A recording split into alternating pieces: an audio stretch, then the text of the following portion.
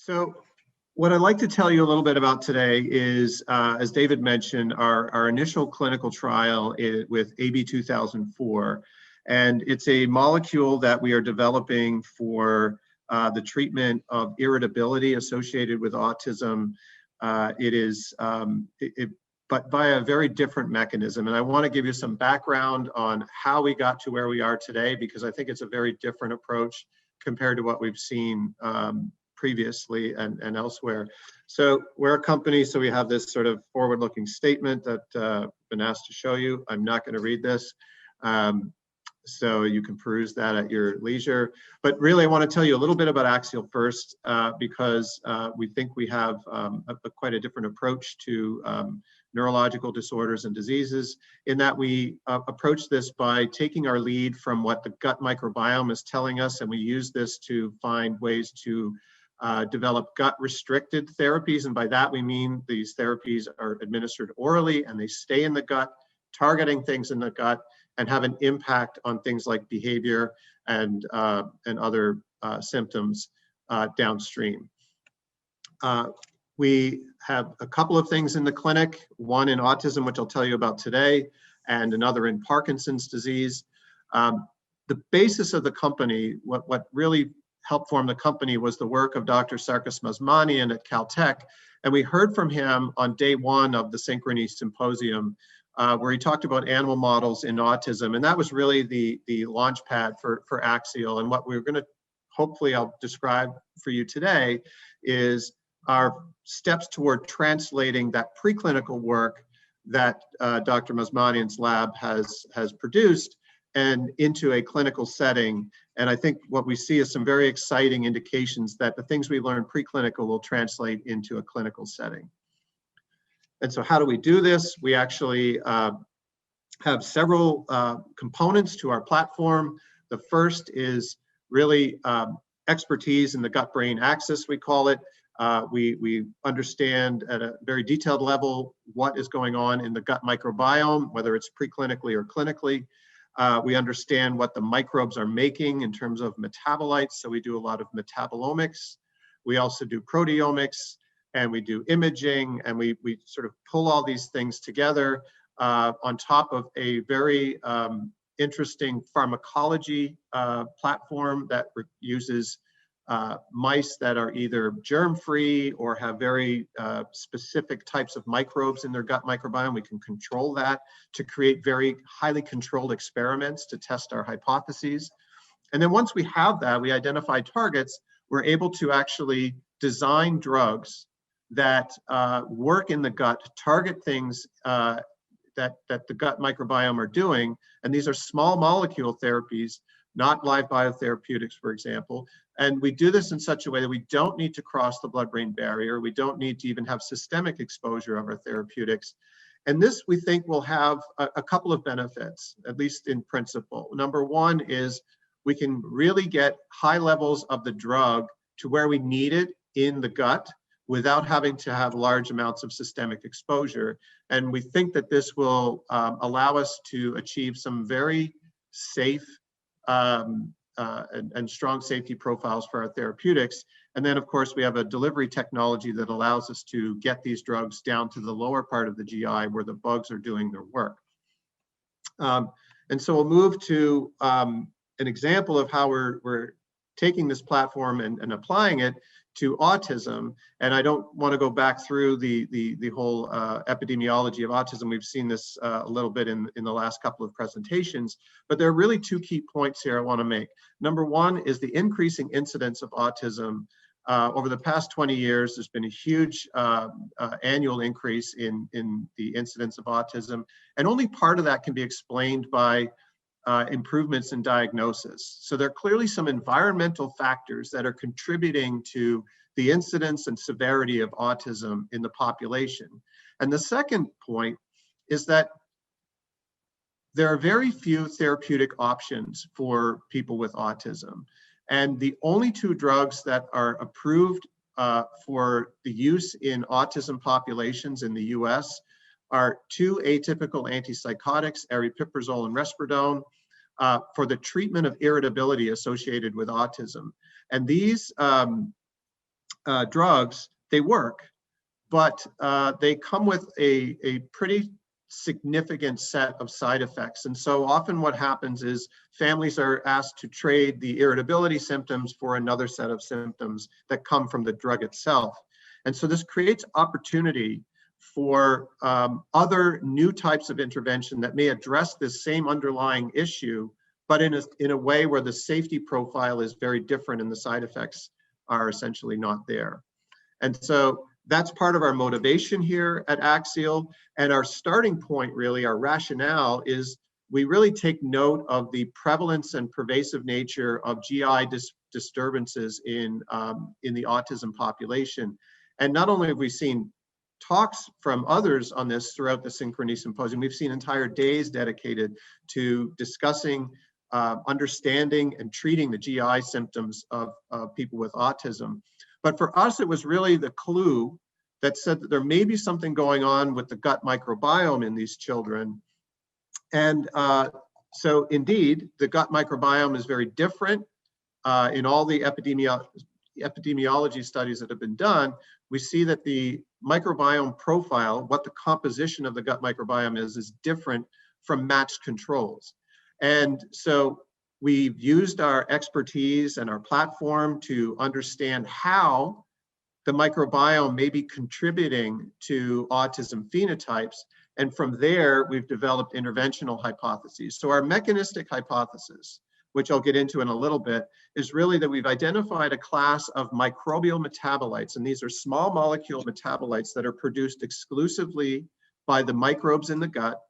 We've shown that they are neurologically active and contribute to autism-like behaviors in mouse models of autism. And we've further shown that it do so by altering myelin plasticity. So the ability of the brain to respond to certain stimuli, whether they're fear, sensing, or other types of learning situations, for example, where the brain's myelin patterns and network connectivities are plastic, and we see changes that are impacted by these metabolites. And so that led to a treatment hypothesis, which is that if we could reduce these neuroactive microbial metabolites, that we call them, we should be able to reduce systemic levels, reduce brain exposure, which should then lead to improvements in ASD-associated behaviors. And that's where we come to the AB-2004 story. And so to back up a little bit, how did we get to the point of identifying these microbial metabolites in the first place? And so I won't go through this in a lot of detail, but I'll refer you back to the talk that Sarkis Mazmanian gave on day one, where he went into this type of work in a lot more detail. But I want to just sort of reorient you to how we got to where we are today.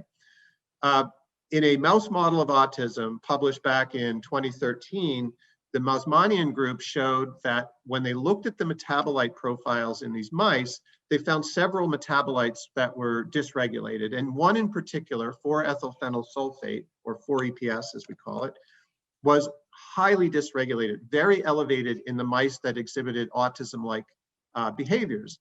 And so what they did was look at that as a potential biomarker, but then also went the next step and actually injected 4-EPS into wild-type mice that previously exhibited no behavioral deficits. And they were able to induce a profound anxiety phenotype just by injecting one of these microbial metabolites. And this was the first clue, very exciting, that there are maybe something, we might be able to start to understand what the microbiome is contributing to autism.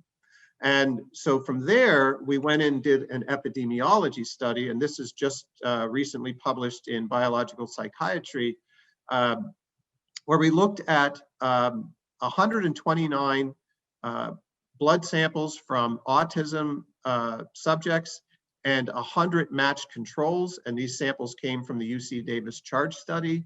And what we found was we did what we call an untargeted metabolomic profile, where we looked at over 1,000 different metabolites. And we were quite surprised, pleasantly, that the most dysregulated metabolite in the entire data set was 4-EPS. And we show here the levels of 4-EPS in the two populations. And you see that about a third of the kids with autism had significantly elevated levels of 4-EPS in their blood. And so this maybe started to build a translational bridge between the preclinical work and the clinical setting. And so we wanted to then pursue our interventional idea here and expand both in terms of the breadth of our understanding of these metabolites and the depth. So what is it they're actually doing? And what we showed, what we've learned rather, is that there's a whole class of these metabolites that are made by microbes in the gut. And they typically come from the microbial metabolism of amino acids like tryptophan and tyrosine. And these microbial metabolites, these are what the microbes produce. These are rapidly absorbed into systemic circulation. They go to the liver tries to get rid of them by putting these sulfate groups on and making other modifications. And it's this class of neurologically active microbial metabolites, or NMMs as we call them, that are the problem.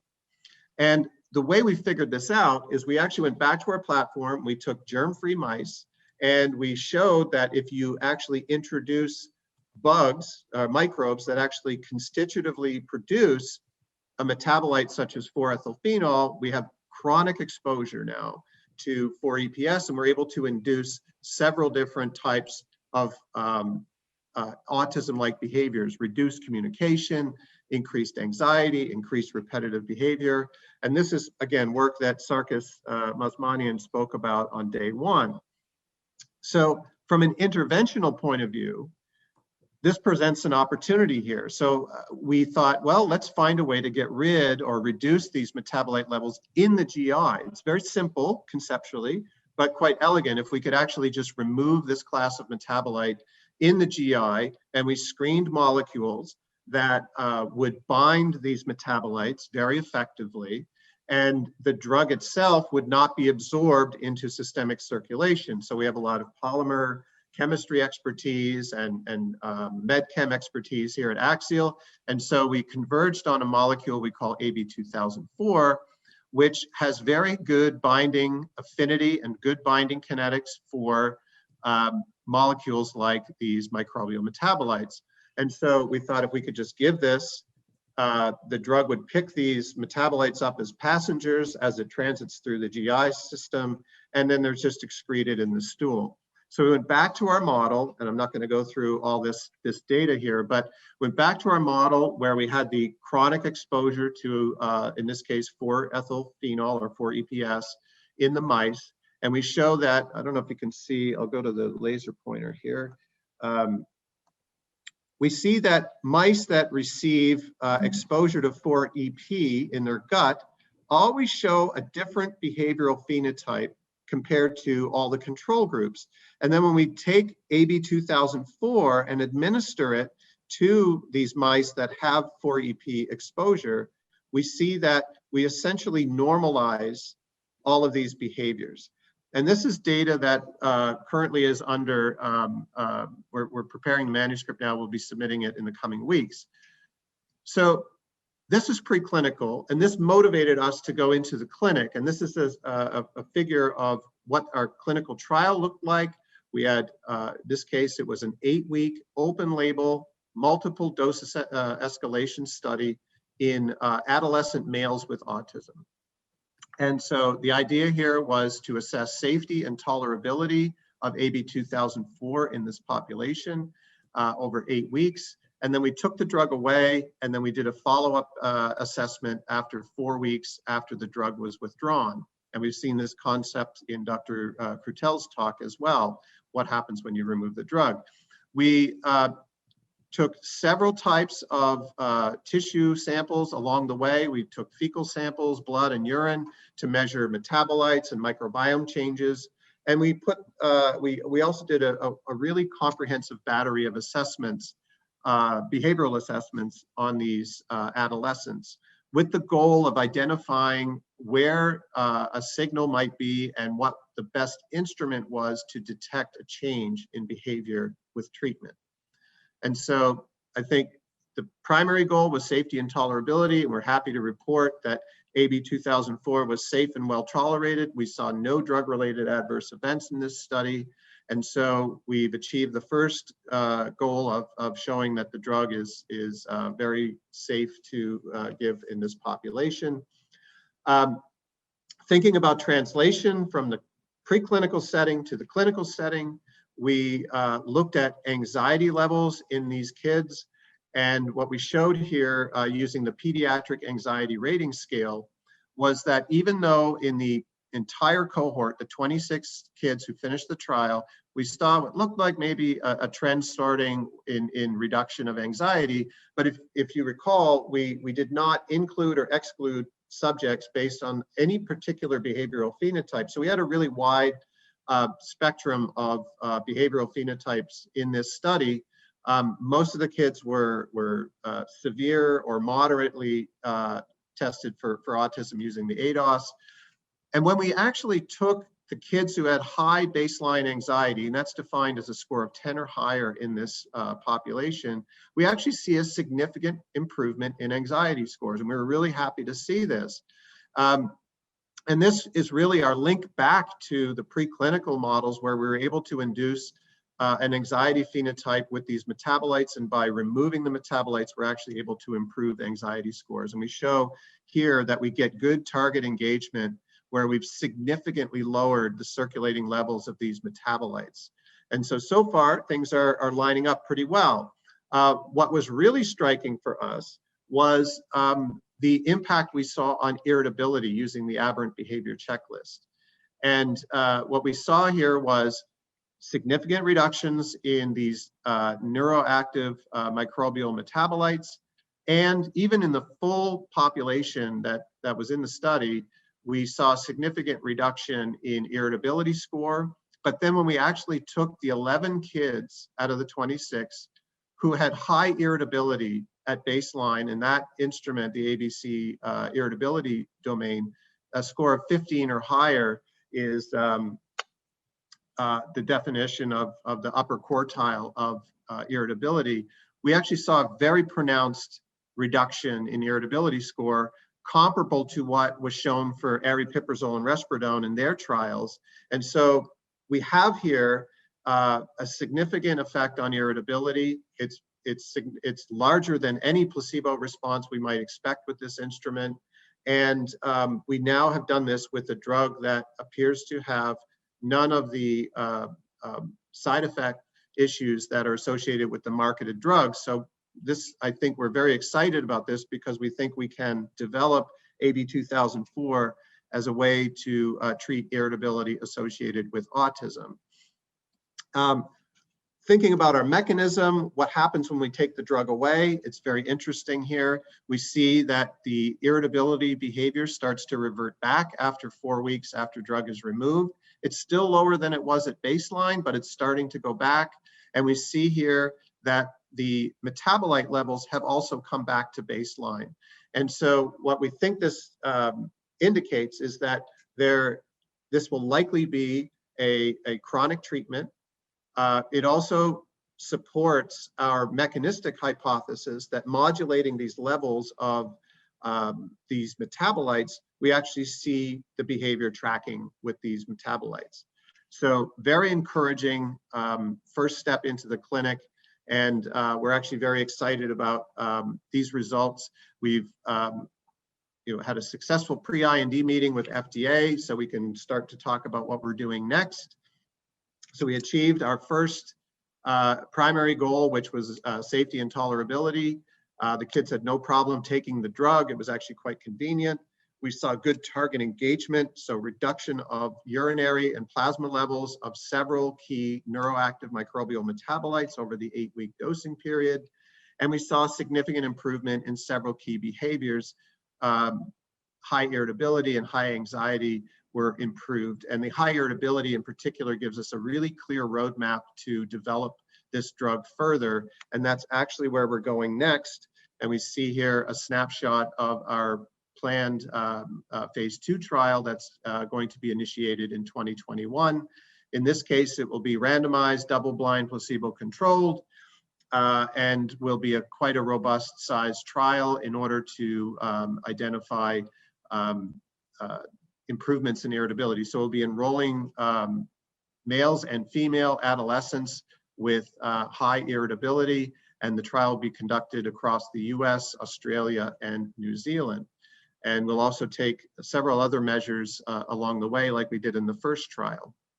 So for us, this is a really great example of how thinking about what the gut microbiome might be doing to exacerbate a particular condition. And when we start to understand how that's occurring, we can then very rationally come up with interventions and then exploit our drug discovery expertise to develop those interventions into potential treatments. And so with that, it was a bit of a speedy presentation, I apologize, but this is the Axial team. And on the left, our collaborators at Caltech, then Queensland Children's Hospital, Optimal Clinical Trials in Auckland, New Zealand, and the Brain Mind Center at University of Sydney in Australia. These three sites were the sites that executed this trial on our behalf. And thank you for your attention. Should I ask you the questions, or are you able to access them? I think I can access them. Okay, yes. So let me stop sharing. First question, do you expect that we can have a commercial lab test in the future for the metabolites through urine or stool? Great question. That's certainly technically possible. What we first have to do is make sure that we validate these metabolites as real biomarkers, as in terms of whether somebody is at higher risk or is likely to respond to this kind of intervention. There's a lot of work we would have to do clinically to show that these metabolites correlate with certain behavioral phenotypes. And I think I want to be clear about one thing actually, is that we've done a lot of work with this 4-EPS molecule. We certainly don't believe that's the smoking gun for autism. I think that's quite naive if we thought that. We do think that these metabolites, these NMMs, work in concert somehow. And certain combinations of these metabolites will be best correlating with certain behavioral phenotypes. So, and we're starting to do that data mining exercise now, and it will inform some of the things that we do from an epidemiology perspective in the future. But it's possible we'll get there. The next question, were there any subjects with high clinical anxiety but normal baseline 4-EPS levels? Well, that's a bit of a tricky question because we don't know yet what a normal level of 4-EPS is. It's early days in understanding what if there is a true pathogenic level of 4-EPS or any other metabolite for that matter. Because one of the things that we cannot ignore is the potential genetic predisposition that somebody may have. Some kids may be more or less sensitive to these metabolites based on their genetic makeup and other factors. So we had a wide range of kids of 4-EPS levels in the kids with high anxiety, but we don't know yet what a normal level is. Next question, does AB-2004 reduce the different NMM types to the same degree, or is the action more targeted on 4-EPS? We see that we see significant reductions in several different metabolites. We have a sort of a targeted panel of about 10 different metabolites, and we see all of these impacted by AB-2004. So it's not a treatment that is directed solely to 4-EPS. It does hit the family pretty well, and everybody has different levels at any given time. So you'll see the degree of reduction is going to depend in part on what the original level is and what else happens to be there that could compete for binding. Next question, did you see any secondary impact on changes in the gut microbiome? Very good question. I wish I had the answer. Those samples are being analyzed at the moment. So we'll have those data shortly, and they will be published when we get them. We hope there is not a big impact on the microbiome by AB-2004. I'm speculating here, but if we see the metabolite levels bounce right back after 4 weeks after the drug is removed, that would indicate that at least in the context of the bugs that make these metabolites, we're not really impacting them very much. The next question, do you expect AB-2004 to be a relevant treatment for those who see positive results from fecal microbiota therapy? Wow, that's a good question. We've seen the results from the FMT studies that Dr. Adams and colleagues have done, and they're pretty remarkable. So I think that my personal view is that these treatments could be complementary, although one would have to do the metabolite profiling on subjects after they receive an FMT. And if some of the behaviors like irritability, anxiety, et cetera, persist, even though other symptoms may improve, then one could imagine adding AB-2004 to as a treatment for those who've already had an FMT.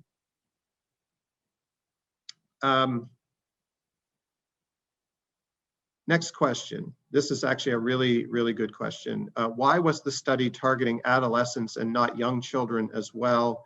Is it expected to benefit to all?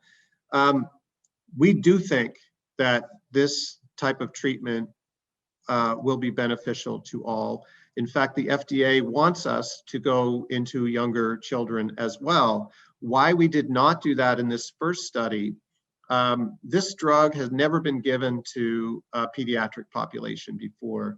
And out of abundance of caution, we decided to go with adolescents first, demonstrate safety and tolerability before going into an even younger population. And we've seen in the case of Roche where they've looked at several different populations. They started in adults and worked their way down in age. I'm assuming that there were similar considerations that went into that decision. Given the safety profile we have, we are very eager to get into a younger population sooner than later. And we do subscribe somewhat to that, I guess it would be dogma that if you intervene earlier, you might have a more pronounced effect. And so we're hopeful that that is in fact the case here. Do you have data that shows that AB-2004 does not remove other important beneficial molecules, maybe vitamins or others? Again, a good question. So we do know that AB-2004, if it's given at the same time as other medications that share structural similarities with some of these NMMs, that we can alter the pharmacokinetic profiles of other drugs.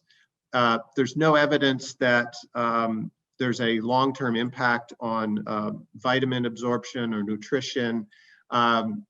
In some animal studies, some of the safety studies in animals where we gave really, really high doses for a really long time, we did see some delay in weight gain in those animals, but it was temporary and the animals just ate more. So they were able to get that. So we are able to manage this very easily by giving it at a time when the kids are not eating. So they eat their main meal, go through all the absorption, and